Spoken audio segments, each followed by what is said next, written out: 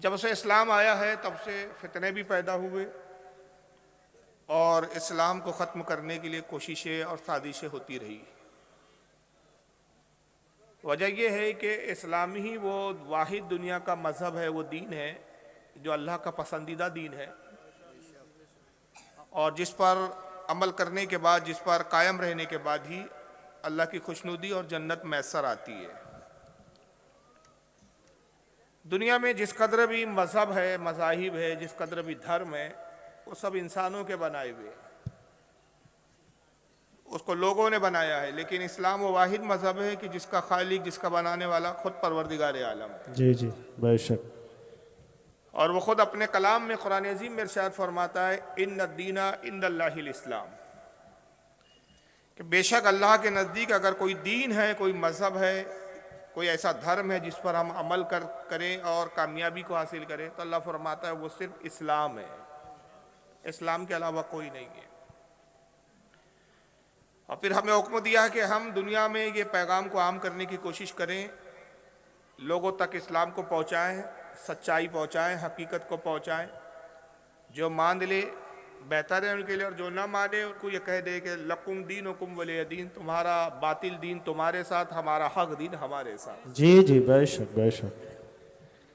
इससे ये भी पता चलता है कि इस्लाम एक अमन का मज़हब है, ज़्यादती, ज़बरदस्ती और तशद्दुद का मज़हब नहीं। जी जी। अगर तशद्दुद का मज़हब होता, ज़्यादती का मज़हब होता, किसी पे दबाव डालना, आतंक के ज़रिए किसी को भयभीत करके इस्लाम की तरफ राग़िब करना, अगर ये इस्लाम का मिजाज होता तो लकुम दीनुकुम वलिय दीन कभी नहीं कहता। लेकिन सवाल ये पैदा होता है कि बाहरी ताकतों तो हम जान जाते हैं, पहचान लेते हैं, साजिशों को समझ लेते हैं कि कौन वो लोग हैं कि जो इस्लाम को पसंद नहीं करते, इस्लाम को ख़त्म करना चाहते हैं। तो उनकी अपनी आइडेंटिटी, उनकी अपनी पहचान खुद ही वाज़े कर देती है कि ये इस्लाम के मानने वाले नहीं हैं। जी जी। उन धर्मों के नाम लेने की ज़रूरत नहीं है। इस्लाम के अलावा जितने भी धर्म हैं, जितने भी मज़ाहिब है, जितने भी मज़हब है, जाहिर है कि उन सब का मुकाबला इस्लाम ही से है। लेकिन अफसोस की बात यह है कि हर ज़माने में मुनाफिकीन का एक तबका ऐसा रहा कि जो इस्लाम का दावेदार रहा और अंदरूनी तौर पर इस्लाम को ख़त्म करने की साजिशें करता रहा। जी जी। और उसको उन्होंने इस्लाम की तबलीग का नाम दिया, उसको दीन ही का नाम दिया। याद रखिए, दुश्मन जब भी आता है तो वो ये कहकर नहीं आता कि मैं दुश्मन हूँ, वो दोस्त बनकर आता है। जी जी बेशक। वो अपने आप को दोस्त बताता है। अब अगर आपको अल्लाह ने अक्ल फ़हम दिया, शऊर दिया, अल्लाह ने आपके लिए हिदायत रखी है, तो आप जो अपने आप को दोस्त कह रहा है उसको पहचान लेते हैं कि ये हकीकी दोस्त है या हकीकी दोस्त ना हो कि ये इस्लाम का और हमारे ईमान का दुश्मन है। हर ज़माने में इस्लाम को ख़त्म करने के लिए मुख्तलिफ साजिशें हुई, फ़िरक़े उठे, नए नए फ़िरक़े पैदा किए गए और हर फ़िरक़े ने यही कहा कि हम इस्लाम की तबलीग के लिए आगे आए। लेकिन हमारे लिए जो आइडियल है वो रसूलुल्लाह की सीरत है और उसके बाद सहाबा इकराम की सीरत है। जब भी इस्लाम पर कोई हमला होता है और इस्लाम का नाम लेकर होता है तो कैसे पहचाने कि ये हमला करने वाला हमारा अपना है या हमारा दुश्मन है? तो अल्लाह के नबी ने हमको पैमाना दिया है कि तुम्हें पहचानना कैसे है। तो रसूलुल्लाह सल्लल्लाहु तआला अलैहि वसल्लम ने ये निशानी बताई, ये पहचान बताई। बहुत मशहूर हदीस है, किसी का इस पर इनकार नहीं है, बिल्कुल सनद के एतबार से भी ये सही दर्जे की हदीस है। और यहाँ तक के 18 सहाबा इकराम हैं जो इस हदीस के रावी है। सुबहान अल्लाह सुबहान अल्लाह। और 344 मुहद्दिसीन वो हैं कि जिन्होंने अपनी हदीस की किताबों में इस हदीस पाक को नकल किया। सुबहान अल्लाह माशाअल्लाह। यानी इससे अंदाज़ा लगाएं कि मैं जो हदीस तिलावत करने वाला हूँ उसकी नौइयत कितनी ज़बरदस्त है, उसकी हैसियत कितनी मज़नदार और मजबूत है। हदीस पाक ये है कि आका सल्लल्लाहु ताला अलैहि वसल्लम इरशाद फरमाते, इन्ना बनी इसराईल तफर्रक़त अला सिंतैनी व सबईन मिल्ला। हुज़ूर फरमाते हैं कि कौम बनी इसराइल में इख्तलाफ हुआ और बनी इसराइल जो हमारे से पहले वाली कौम थी उसमें इतना इख्तलाफ हुआ कि वो आपस में लड़ के 72 फ़िरक़ों में बट गए, 72 गुरोह हो गए, 72 टुकड़ों में बट गए। व तफ्तरिकु उम्मती अला सलासीन व सबईन मिल्ला। और फिर आका फरमाती हैं कि मेरी उम्मत में 73 फिरके होंगे। पिछली उम्मतों में 72 हुए और मेरी उम्मत में कितने होंगे? 73। 73, एक ज्यादा होगा। कुल्लुहुम फिन्नार, बेशक। सब के सब जहन्नम में जाएंगे इल्ला मिल्लतन वाहिदा, सिर्फ एक जमात होगी जो जन्नत में जाएंगी। जी बेशक। कालू मन हिया या रसूल अल्लाह सल्लल्लाहु अलैहि वसल्लम। साहबा ने पूछा अल्लाह के नबी सल्लल्लाहु अलैहि वसल्लम, जन्नती जमात की पहचान क्या है? जब आपकी उम्मत में इख्तलाफ हो जाए, आपकी उम्मत में झगड़े हो जाए, फसाद पैदा हो और लोग फिरकों में बढ़ जाएं, टुकड़े टुकड़ों में बढ़ जाएं, तो उसमें कौन सा जमात हक होंगी जो जन्नत में जाने वाली होंगी? हम उसको कैसे पहचानेंगे, कैसे अंदाजा लगाएंगे? काला मा अना अलैहि व अस्हाबी, हुजूर ने कहा कि जन्नती फिरके की, जन्नती जमात की पहचान होंगी जो मेरे और मेरे सहाबा के अकीदे पर होगा, वही जन्नत में जाए। बेशक, सुभान अल्लाह, माशाअल्लाह। तो जन्नती जमात की निशानी क्या बताई? कि मेरा अकीदा और सहाबा का अकीदा। अब सहाबा का अकीदा क्या है? सहाबा का अकीदा यह है कि रसूल से इतनी मोहब्बत करो, इतनी मोहब्बत करो कि माँ बाप से ज़्यादा, औलाद से ज़्यादा, दुनिया की तमाम चीज़ों से ज़्यादा नबी से मोहब्बत करो। और जब मोहब्बत नबी के मुकाबले में बेटा भी आ जाए तो उसको भी छोड़ दो, बाप आ जाए तो उसको छोड़ दो, रिश्तेदार आ जाए तो उसको छोड़ दो। जब तुम इतने मुस्तहकम हो गए तो हकीकत में तुम मुसलमान हो। बेशक, माशाअल्लाह, बहुत खूब। और खुद फिर ये बात मैं अपनी अक्ल से नहीं कह रहा हूँ, अपनी जबान के जोर से नहीं कह रहा हूँ, इसको खुद रसूल ने बयान कर दिया। जी जी, हक है। आका ने बताया कि क्या तुम ईमान का नाम ये समझते हो कि सिर्फ 5 वक्त नमाज पढ़ ली तो तुम मुसलमान हो गए? तो में से बहुत सारे लोग इसलिए भी नमाज पढ़ते हैं कि उन्होंने नमाज को वर्जिश और एक्सरसाइज समझ रखा है। जी जी जी। उन्होंने योगा के मुतादारिफ, योगा के अगेंस्ट में इसको रखा है कि भाई योगा करने से भी सेहत अच्छी रहती है, नमाज पढ़ने से भी सेहत अच्छी रहती है। क्या रोजा रखने का नाम ईमान है? कि बहुत से लोग डाइटिंग के नाम पे भी रोजा रखते हैं, भूखे रह जाते हैं। जी जी। अपनी मोटापे को कम करने के लिए भी लोग रोजा रख लेते हैं। क्या हज का नाम ईमान है? अगर हज का नाम ईमान होता, ये इबादत है, ईमान नहीं है। इबादत और ईमान में जमीन आसमान का फर्क है, याद रखिए। क्या हज करना ईमान है? तो बहुत से लोग हैं जो गैर मुस्लिम में पैसा आता है तो घूमने अमेरिका चले जाते हैं। बहुत से मुसलमान ऐसे पैसा आया चलो सऊदीया होकर आ जाते हैं। जी। तो हकीकी ईमान क्या है? तो खुद नबी पाक सल्लल्लाहु अलैहि वसल्लम इरशाद फरमाते हैं, सही बुखारी की हदीस नंबर 14 है और किताबुल ईमान है। पहला चैप्टर किताबुल ईमान, दूसरा चैप्टर किताब वही के बाद, किताबुल वही के बाद किताबुल ईमान, और उसकी हदीस नंबर 14। अनस इब्न मालिक की हदीस के रावी, अल्लाह के नबी ने फरमाया, ला युमिनु अहदुकुम हत्ता कुना हब्बा इलैहि मिन वालिदिही व वलदिही वन नास अजमईन। आका ने कहा तुम में से उस वक्त तक कोई मोमिन हो ही नहीं सकता जब तक वो मुझसे अपनी औलाद से ज्यादा, अपने माँ बाप से ज्यादा, दुनिया जहाँ के तमाम अजीज़ों अकारीब से ज्यादा जब तक वो मुझसे मोहब्बत ना करे वो मोमिन हो ही नहीं सकता। जी बेशक। तो हकीकी ईमान है नबी से दुनिया की तमाम 6 से चीजों से ज्यादा मोहब्बत करना। जी जी बेशक। और मोहब्बत रसूल कैसे की जाती है, इसको आइडियल रसूलुल्लाह ने बनाया। मेरे साहबा को देखो, कहा जो मेरे और मेरे साहबा के अकीदे पर होगा। और साहबा ने कैसी मोहब्बत की, मैं सिर्फ 2 वाकयात आपके सामने पेश कर रहा हूं। अगर सिर्फ इस हवाले से मैं वाकयात सुनाऊं, किस्से सुनाऊं, कहानी सुनाऊं, ये रात छोटी पड़ जाएगी। एक रात नहीं, कई रातें नाकाफी हो जाएगी। एक मौका हुआ आता है कि अल्लाह के नबी सल्लल्लाहु अलैहि वसल्लम ऐलान करते हैं कि दुश्मनान इस्लाम इस्लाम को ख़त्म करना चाहता है, ऐ लोगों जिहाद के लिए तैयार हो जाओ। और गालिबन ये गज़वे खंदक का मौका है। 3 ताकतों एक साथ जुड़कर इस्लाम को ख़त्म करने के लिए जमा हुई है। उनमें एक है ईसाई, दूसरे यहूदी और तीसरे हैं मुशरिकान मक्का, मक्का के मुशरिक। जी। 3 लोग मिलकर चाहते हैं कि इस्लाम को खत्म कर लो, क्योंकि वो जानते हैं कि तीनों का दुश्मन जो है वो सिर्फ मुसलमान और इस्लाम है। चुनांचे होता यह है कि जब तीनों ताकतें जमा हो गई और मदीने को घेर लिया, हुजूर ने ऐलान किया कि जिहाद के लिए निकलो और जो जिहाद पर नहीं जा सकता वो माल से मदद करे। जो ज़ईफ़ है, हथियार नहीं चला सकता, औजार नहीं चला सकता, उसको चाहिए कि वो अपने औजार और अपने हथियार मुजाहिदों को दे दे।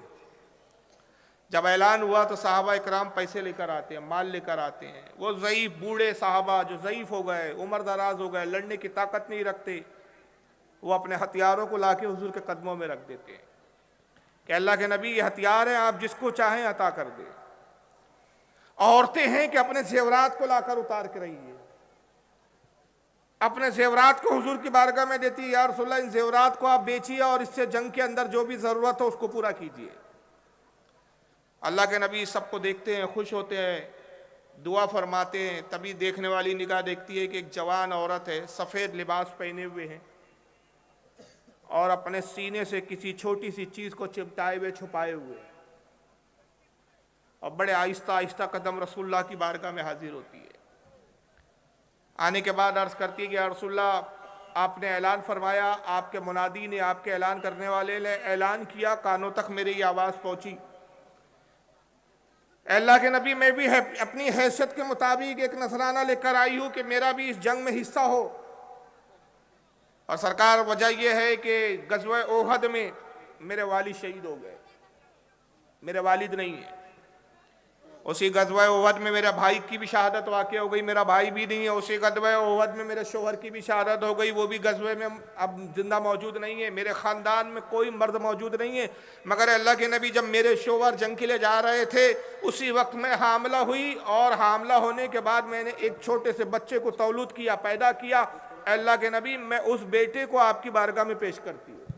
सुभान अल्लाह, सुभान। साहबा कहते हैं कि जब उसने अपने कपड़े को, जो सामान, जो चीज उसने छुपा रखी थी, सीने से चिमटाई हुई थी, जब कपड़ा हटाया तो देखा गया वो एक दूध पीता हुआ बच्चा था। कहा अल्लाह के नबी, ये बेटा मेरा हाजिर है। अंदाजा लगाइए कि बाप शहीद हो चुका है, बेटा शहीद हो, जो है शोहर शहीद हो चुका है, भाई शहीद हो चुका है, पूरा खानदान इस्लाम पर लुटा चुकी है, रसूल पर निसार कर चुकी है। अब एक आखिरी निशानी बेटा है, उसको भी रसूल की बारगाह में लाती है। सुभान बेशक। अल्लाह के नबी, ये मेरा बेटा है। सरकार सल्लल्लाहु अलैहि वसल्लम ने देखा, आंखों में आंसू आ गए, उसके जज्बात की आपने कद्र की। कहा कि ए मेरी शहजादी, ए मेरी बेटी, मैं इस्लाम पर फिदा होने के तुम्हारे जज्बे को सलाम करता हूँ, दुआ करता हूँ अल्लाह की बारगाह में कि इसका अजर अल्लाह तुम्हें बेहतरीन दे। बावजूद इसके कि पूरे ख़ानदान के मर्द तुम्हारे ख़त्म हो चुके, अब आखिरी निशानी तुम ये लाई हो, लेकिन है मेरी शहजादी, है मेरी बेटी, मैं इस बच्चे को कबूल नहीं कर सकता। वजह यह है कि ये बच्चा दूध पीता है, शीर खार है, अभी ये हथियार चला नहीं सकता। अगर इस पर कोई वार करे, ये इस वार को बर्दाश्त नहीं कर सकता, उस वार को रोक नहीं सकता, ये अभी जंग लड़ने के लायक नहीं है। ऐ मेरी साहबजादी, है मेरी बेटी, इसको ले जाओ, इसको पालो पोसो, परवान चढ़ाओ, बड़ा करो। जब ये जवान हो जाएगा तो अल्लाह ने चाहा तो फिर इस्लाम के लिए और जब जंगे होंगी तो ये उसमें काम आएगा। बेशक। मैं इस बच्चे को तो कबूल नहीं कर सकता, ये उसका अभी जंग के लायक नहीं है। जब आका ने ये कहा तो वो जवान औरत रोने लगती है। वो साहबजादी, जो जिसको सरकार साहबजादी कह रहे हैं, अपनी बेटी फरमा रहे, रोती है और रोते हुए अर्ज करती है, अल्लाह के नबी, आपने क्या इरशाद फरमा दिया? सरकार, आपने क्या कह दिया? अल्लाह के नबी, क्या ये बेटा इस लायक नहीं? खुदा की कसम, ये इस लायक है कि जंग में जाए और एक बहुत बड़ा कारनामा अंजाम दे। हुजूर, मैं मानती हूँ कि इतना छोटा है कि तलवार ये उठा नहीं सकता, तीर और कमान पकड़ नहीं सकता, इसकी तरफ जो तीर छोड़ा जाए ये उससे अपने आप को बचा भी नहीं सकता। लेकिन हुजूर, इसके अंदर एक खासियत है, उस खासियत की बुना पर ये बहुत काम का है जंग में। और खासियत ये कि अल्लाह के नबी, जो भी इसके गालों और रुखसारों पर बोसा देता है, चुम्बन लेता है, ये उससे चिपट जाता है। अल्लाह के नबी, आप इसको मैदान जिहाद में ले जाएं और जब दुश्मन आपकी तरफ तीर बरसाए तो आप इसके रुखसार पे बोसा दीजिए, ये आपके सीने से चिमड़ जाएगा और आपकी तरफ आने वाले तीरों को अपनी पीठ पे और अपने सीने पे ले लेगा। सुभान अल्लाह। और इस तरीके से मेरे आका आप महफूज हो जाएंगे। इससे अंदाजा लगाइए कि साहब इकराम को रसूलुल्लाह से कितनी मोहब्बत थी कि अपनी दूध पीती औलादों को भी नबी पर वो कुर्बान कर देते थे। गज़वा उहद का मौका है, जंग बड़ी शदीद हो रही है, दुश्मन मुसलमानों पर हावी हो गया। उसी मैदान में एक शख्स आता है, एक सहाबी रसूल है जिनका नाम है हज़रत अबू उबैदा, और अबू उबैदा के बाप का नाम है जर्रा। बहुत बड़ा पहलवान है ये, बड़ा जंगजू, लड़ने में माहिर। ये मैदान में आता है और इसने जब मैदान में आने के बाद लड़ना शुरू किया तो जिस तरफ ये जाता है तलवार चलाता है और मुसलमानों को कत्ल करता है, यहां तक कि जो इसके मुकाबले में पहुंचता है उसका कत्ल हो जाता है। हज़रत अबू उबैदा ने देखा कि मेरे बाप जर्रा का आलम यह है कि जिस मैदान के जिस हिस्से में जा रहा है कत्ल गारत कर रहा है, मुसलमानों को शहीद कर रहा है। हुजूर की खिदमत में हाजिर होते अर्ज करते या रसूलुल्लाह मेरा बाप बड़ा जंगजू है, लड़ने का हुनर बहुत ज़बरदस्त जानता है। अल्लाह के नबी सल्लल्लाहु ताला अलैहि वसल्लम आप मुझे इजाज़त दीजिए कि मैं अपने बाप के मुकाबले में जाऊं, इसलिए कि जो कुछ वो हुनर जानता है कोई उसके हुनर की काट नहीं रखता सिवाय मेरे, इसलिए कि मैंने जंग उसी से सीखी है। वाह माशाअल्लाह। तलवार चलाने का हुनर मैंने अपने बाप से हासिल किया है। अल्लाह के नबी मुझे इजाज़त दीजिए। सरकार ने कहा कि आए अबू उबैदा तुझे इजाज़त नहीं है, और उसकी वजह यह है कि मैं नहीं चाहता कि तारीख आने वाले दिनों में ये कहे, ये दोहराए कि मोहम्मद एक ऐसा दीन लाया जिसने बाप और बेटे को लड़ा दिया है। मैं तुझे इजाज़त नहीं देता। चुनांचे नतीजा ये हुआ कि हुजूर ने इजाज़त नहीं दी। हज़रत अबू उबैदा जाते हैं, जंग लड़ते हैं, लेकिन सारी तवज्जे अपने बाप की तरफ है। देखा कि मेरे बाप ने फिर कुछ मुसलमानों को शहीद कर दिया, फिर हुजूर की खिदमत में आए, या रसूलल्लाह मुझे इजाज़त दीजिए। सरकार फिर वही जुमले इरशाद फरमाते, यहाँ तक कि अल्लाह के नबी सल्लल्लाहु अलैहि वसल्लम ने जब मना किया, दूसरी बार मना किया, फिर जाके मैदान में आते हैं, फिर देखते हैं बाप को कत्ल करते हुए देखा, मुसलमानों को शहीद करते हुए देखा, फिर रहा नहीं गया, फिर हुजूर की खिदमत में आया, या रसूलल्लाह मुझे इजाज़त दिए। 3 बार इजाज़त ली, तीनों बार रसूल ने इनकार फरमा दिया। तीसरी बार जब मायूस होकर लौटते हैं, जब देखा कि बाप मेरा फिर कत्ल गारत गिरी कर रहा है, मुसलमानों को शहीद कर रहा है, नतीजा ये होता है कि नबी पाक सल्लल्लाहु अलैहि वसल्लम के मना करने के बावजूद हज़रत अबू उबैदा अपने बाप जर्रा के सामने आ जाते हैं और आके कहते हैं कि मेरे बाप मुझसे मुकाबला करो। जर्रा ने देखा, कहा अबू उबैदा मोहम्मद का दीन ऐसा दीन है कि जो बाप और बेटे को लड़ा रहा है, इस दीन पर तुम अमल कर रहे हो कि जिसने बाप और बेटे को आमने सामने कर दिया है। आप कहते हैं कि जर्रा सुन, कल तक तू मेरा बाप था लेकिन आज तू रसूलुल्लाह का दुश्मन बनकर आया है, इसलिए जब तू रसूल का दुश्मन है तो खुदा की कसम मेरा भी दुश्मन है। आज से तेरा और मेरा कोई रिश्ता नहीं, सिर्फ एक रिश्ता है, और वो रिश्ता है कि तुम मोहम्मद सल्लल्लाहु अलैहि वसल्लम का दुश्मन है और मैं मोहम्मद सल्लल्लाहु अलैहि वसल्लम का गुलाम हूँ। जी जी माशाअल्लाह, बहुत सुभान अल्लाह। हमारे और तुम्हारे दरमियान सिर्फ तलवार फैसला कर सकती है। बाप ने कहा अगर यही मंजूर है तो मुझे भी मंजूर है, चलो जंग हो जाए। अब बाप बेटे लड़ना शुरू करते हैं। लोगों ने अपनी तलवारों को रोक लिया, दूसरे लोग जो जंग में मशगूल थे, जंग लड़ रहे थे, वो रुक गए, और रुकने के बाद वो इस जंग को देख रहे हैं। सब जानते हैं कि बड़ी फैसला कुल जंग है। वजह यह है कि अगर हज़रत अबू उबैदा इब्न जर्रा जीत जाते हैं तो मुसलमानों की फतेह है, मुसलमानों की जीत है, और अगर जर्रा जीत जाता है तो फिर कुफ्फार और मुशरिकीन की फतेह है और मुसलमानों की हार है। अब ये बड़ी फैसला कुन जंग है, लोगों की सारी निगाह इसी जंग की तरफ है। नतीजा ये होता है कि दोनों की तलवारें आपस में टकराती रही, बिजलियां कूदती रही, और हज़रत अबू उबैदा ने उछल कर जब एक वार किया, जर्रा का सर तन से जुदा कर दिया। जी जी सुभान अल्लाह माशाअल्लाह। बेटे ने बाप को कत्ल कर दिया। मुसलमानों ने खुशी में नारे तकबीर बुलंद किया, जोश में नारा बुलंद होता है, और नतीजा ये होता है कि लोग खुशी मना रहे हैं कि अब जंग तो जीत चुके हैं हम, क्योंकि मुशरिकीन का सबसे बड़ा कवि बहादुर और पहलवान जो है वो मारा जा चुका है। लेकिन दूसरी तरफ देखने वाला एक शख्स देखता है कि हज़रत अबू उबैदा तलवार के सिरे पर अपना सर रखे हुए रो रहे हैं। सब उठ के जा रहे हैं, मेरे ख्याल से ख़त्म कर दिया जाएगा। वजह यह है कि कोई उर्दू समझ ही नहीं रहा है। अरे आप समझ ही नहीं रहे तो क्या बताऊं मैं, ऐसा लग रहा है नग्गा किया हुआ है। जी हजरत, बंगाल में उर्दू मुकर्रिर भाई उठ के भाग रहे का हैं आना जाना होता है। चलिए बस ये वाक़या ख़त्म कर रहा हूँ मैं, उसके बाद फिर दुआ फरमाइए। जब बात ही समझ में नहीं आ रही तो तकरीर का कोई फ़ायदा नहीं है। तकरीर उसी को बोलते जो समझ में आए, वरना ऐसा है कि ज़बान ही नहीं समझ में आ रही है। आपकी ज़बान अलग हो गई, मेरी अलग हो गई, अब आप मेरी ज़बान नहीं समझ पा रहे और मैं आपकी ज़बान बोलने पे कादिर नहीं हूँ। मसला ये है, अब करे भी तो क्या करे, तो अब मजबूरी है, उसका कोई हल ही नहीं है अब। हालांकि मैं जब आया तो बार बार पूछ रहा था, क्योंकि मैं देख रहा था रूम पे हर कोई बंगाली बोल रहा था, कोई उर्दू बोल ही नहीं रहा था। तो मैंने कहा पता नहीं यार, यहाँ उर्दू समझेंगे नहीं समझेंगे, तो ऐसी जगह मुझे बुला लिया, मैं खुद हैरान था। चलिए बहरहाल इरशाद आ गए, फरमाइए। तबर्रुकन ज़ियारत हो गई आप लोगों की। जी जी बोलिए हजरत। जी जी सामीन फरमा रहे हैं। हाँ हाँ हाँ। बहरहाल ये वाक़या जी सुन लीजिए। इरशाद फरमाइए। अब वो जो सुन रहे हैं वो सुन ले, उसके बाद फिर खत्म कर देंगे।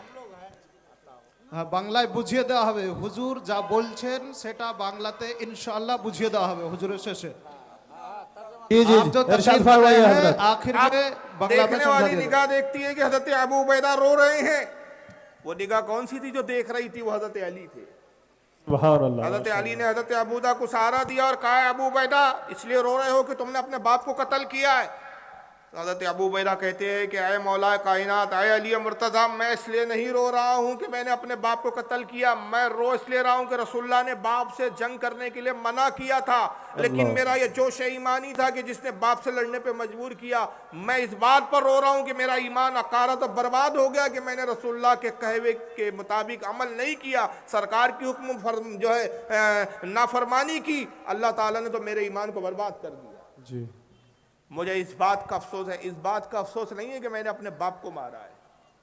बेशक। हजरत अली ने तसल्ली दी, कहा कि अय अबू उबैदा गम न करो, रसूलुल्लाह की बारगाह में जाओ, मुजरिमों की तरह जाओ, गुनाहगारों की तरह जाओ, क्योंकि नबी की बारगाह वो है कि जहाँ पे बड़े बड़े गुनाहगार बख्श दिए जाते हैं। जी जी बेशक, सुभान सुभान अल्लाह। मैं अल्लाह, मुजरिम सुभान हूँ, अल्लाह। आका मुझे साथ ले लो कि रास्ते में है जा बजा था। वाह वाह सुभान अल्लाह। माशाअल्लाह। हजरत अबू उबैदा हजरत अली की इस बात से खुश हुए, अपने सर का इमामा खोला और अपने गर्दन में लपेट लिया। ये उस जमाने में अरब का दस्तूर था कि जब बहुत बड़ा मुजरिम होता था उसके सर का इमामा खोल के उसके गर्दन में लपेट दिया जाता था, और उसको जब सड़क से ले जाया जाता तो लोग समझ लेते थे कि इसने बहुत बड़ा जुर्म किया है। जैसे हमारे हिंदुस्तान का कानून है कि जो बहुत बड़ा गुनाहगार होता है पुलिस उसको हथकड़ी बांध के ले जाती है बाजार से, जी जी जी हाथ में हथकड़ी बता देती है कि ये कोई छोटा मोटा मुजरिम नहीं है। बेशक। बहरहाल इमामे को गर्दन में लपेटा और हुजूर की बारगाह में हाजिर हुए और रोते हुए जाते हैं, सरकार के कदमों से लिपट गए, या रसूलल्लाह मुझसे गुनाह हुआ, मुझसे खता हो गई, अल्लाह के नबी मेरा ईमान बर्बाद हो गया, मेरे सारे अमाल तबाह हो गए। अल्लाह के नबी ने उठाया, तसल्ली दी, कहा अबू उबैदा क्या हुआ, किस चीज़ ने तेरे अमाल और ईमान को बर्बाद किया? अल्लाह के नबी आपने मना किया था कि बाप के मुकाबले में न जाना, लेकिन हुजूर मैं उसके बावजूद कि मैंने देखा कि मेरा बाप मुसलसल मुसलमानों को कत्ल कर रहा है, खुदा की कसम अगर मैं मुकाबले में न जाता तो वो तनहा पूरे इस्लामी लश्कर को ख़त्म करने के लिए काफ़ी होता, इसलिए कि उसकी कार्ड का कोई मुसलमानों में लड़ाकू और जंगजू है ही नहीं, मैं ही उसकी कार्ड जानता था, मैं ही उसको जो है शिकस्त दे सकता था। हुजूर मैंने आपके हुक्म की नाफरमानी की और अपने बाप से जंग की और उसको कत्ल कर दिया। जी जी सरकार ने सीने से लगाया और मुस्कुरा के कहते हैं, अबू उबैदा मेरी हिकमत थी, मैं नहीं चाहता था कि दुनिया ये कहे कि मोहम्मद ने बेटे को बाप के मुकाबले में भेजा, अब तुम अपनी मर्जी से गए और तुमने मेरे दुश्मन को कत्ल किया, जाओ फिक्र की बात नहीं, तुम्हारा ईमान बर्बाद नहीं हुआ, तुम्हारे अमाल बर्बाद नहीं हुए, अल्लाह रसूल तुमसे राजी है, जाओ कोई फिक्र की बात नहीं, अल्लाह रसूल तुमसे बहुत खुश है। हजरत अबूदा ने जैसी सुना खुशखबरी, नारे तकबीर बुलंद किया, घोड़े पे बैठ के जब मैदान जिहाद की तरफ जाते तो आका अपने सहाबा से मुखातिब होकर कहते हैं, ऐ लोगों जिसको जमीन पर चलता फिरता जन्नती देखना हो वह अबू उबैदा को देख लिया। सुभान नारे अल्लाह। तकबीर, नारे या रिसालत, रसूल अल्लाह। दीन इस्लाम, जिंदाबाद। मसला के आला हजरत जिंदाबाद। हजरत अल्लामा फारूक खान साहब, जिंदाबाद। नारे तकबीर, नारे रिसालत। या माशाअल्लाह, रसूल। बहुत खूब, माशाअल्लाह। सुभान अल्लाह। अंदाजा लगाइए, ये है ईमान के जहां नबी की मोहब्बत के मुकाबले में बाप आ जाए तो बाप को बाप नहीं समझा गया, ये है ईमान जहां बेटा आ जाए तो बेटा नहीं समझा गया, जहां औलाद आ जाए, अजीज व अकारीब आ जाए, कोई नहीं है सिवाय नबी के रिश्ते के, इसलिए कि ये सारे रिश्ते दुनिया में खत्म होने वाले, लेकिन नबी का ईमान और मोहब्बत का रिश्ता वो है जो कब्र में भी काम आने वाला है, आखिरत में भी काम आने वाला है। सुभान अल्लाह, सुभान अल्लाह, माशाअल्लाह, हक है। लिहाजा इस ज़िम्न में मैं सिर्फ एक बात अर्ज करूं कि आज की इस कॉन्फ्रेंस का मकसद ये है कि हम ये बताएं कि इस्लाम का मतलब नबी से दिलो जान से ज़्यादा मोहब्बत करना, और जब उस मोहब्बत के मुकाबले में कोई गुस्ताख रसूल आ जाए और अल्लाह रसूल की शान में अदना से भी गुस्ताखी करे तो अब रिश्ते नहीं देखे जाएंगे, अब नाते नहीं देखे जाएंगे, अब उस्ताद और शागिर्द का रिश्ता नहीं देखा जाएगा, अब ये नहीं देखा जाएगा ये तो जनाब बहुत बड़े आलिम है, बहुत बड़े झुब्बा कुब्बा वाले हैं, बहुत बड़े खतीब है, बहुत ज़बरदस्त अरबी बोलते हैं, बहुत बड़े मदरसे में पढ़ाने वाले। जी नहीं, वो अपने वक्त का कितना ही बड़ा आलिम और फाजिल हो, लेकिन अगर नबी की बारगाह में जर्रा बराबर भी गुस्ताखी का उसने जुर्म किया है, वो उससे हमारा कोई नाता और कोई रिश्ता नहीं। इसलिए जी ये सारी किताबें ये वही है जिसकी बुनियाद पर हमारी इनसे इख्तिलाफ है। खुदा की कसम नमाज पे हमारा इनसे कोई इख्तिलाफ नहीं, इनकी तबलीग की बुनियाद पर हमारा इख्तिलाफ नहीं है।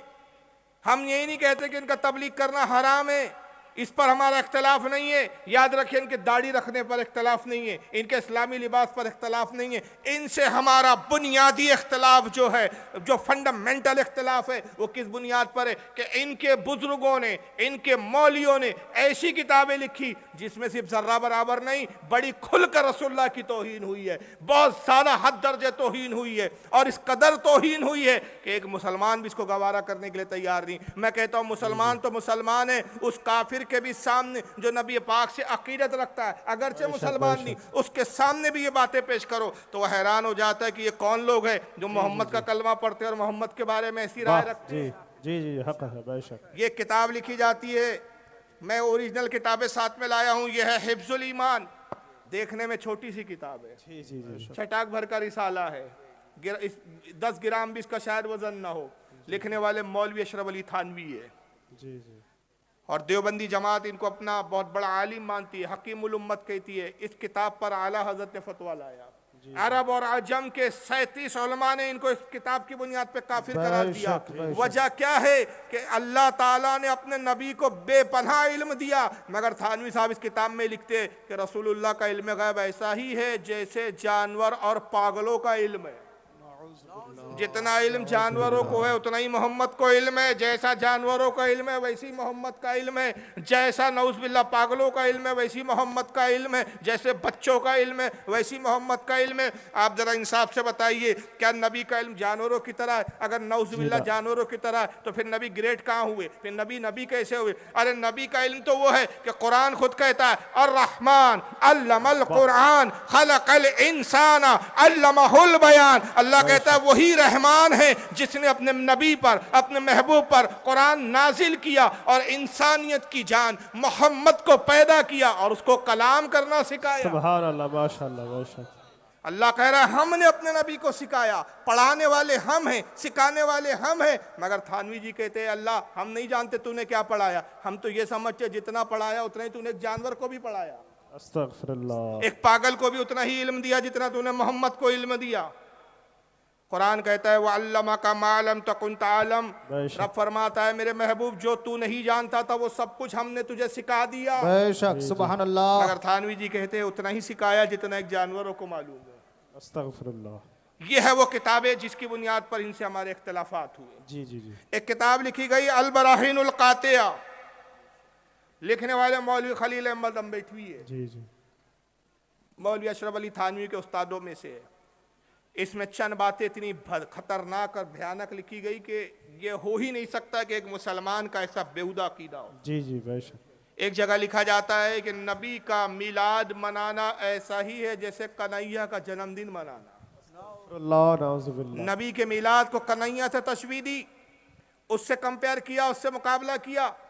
इसी किताब में एक जगह लिखते हैं जनाब कि नऊज़ बिल्लाह बिन ज़ालिक कहते हैं कि रसूलुल्लाह सल्लल्लाहु ताला अलैहि वसल्लम का हाल ये है कि उर्दू ज़बान सीखने हमारे देवबंद के मदरसे में आए, हमारे उलमा ने हुजूर को उर्दू सिखाया तो हुजूर को उर्दू बोलना आया, वरना हुजूर उर्दू भी नहीं जानते थे।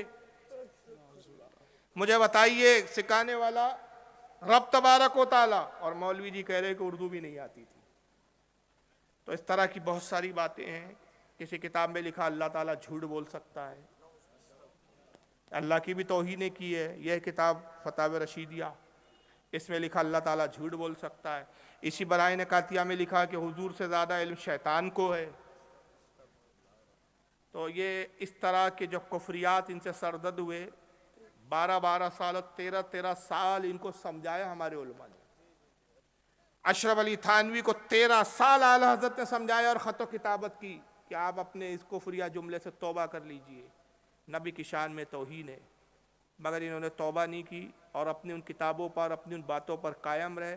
मजबूर होकर फिर आला हजरत ने हरम के, मक्का के बड़े बड़े उलमा, शाफ़िउल मसलक उलमा, हम्बलीउल मसलक उलमा, हिनाफ जो उलमा थे, उनके सामने इनकी बातों को पेश किया। कहा कि ये रसूल के बारे में कहते, तुम क्या फैसला सुनाते हो। तमाम अरब अजम के उस दौर के तमाम उलमा ने, बड़े बड़े अकाबिर और वली कामिल उलमा, आज के मौलवियों की बात नहीं कर रहा हूँ, उस दौर के बड़े बड़े उलमा ने मुत्तफ़िका तौर पर, जिसमें सऊदिया के उलमा ज़्यादा थे, उन्होंने फतवा दिया कि ये ऐसे काफिर है कि जो इनके कुफ्र में शक करे वो भी काफिर हो जाए। तो याद रखिए, इनसे हमारा इख्तिलाफ अकीदे का है।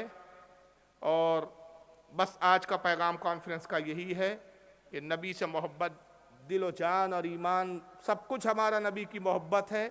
जान से ज़्यादा, औलाद से ज़्यादा नबी से मोहब्बत करो। और उसमें ज़र्रा बराबर भी कोई खामी नज़र आए, कितना ही अजीज़ तरीन हो, दूध में मक्खी जैसे निकाल कर फेंक दी जाती है, वैसे इनको अपने माशरे से निकाल कर फेंक दो। अल्लाह ताला से दुआ है कि आज की इस बज़्म को कबूल फरमाए और जो कुछ भी मुख्तसर बयान हुआ उस पर अमल की तौफीक अता फरमाए। वमा अलैना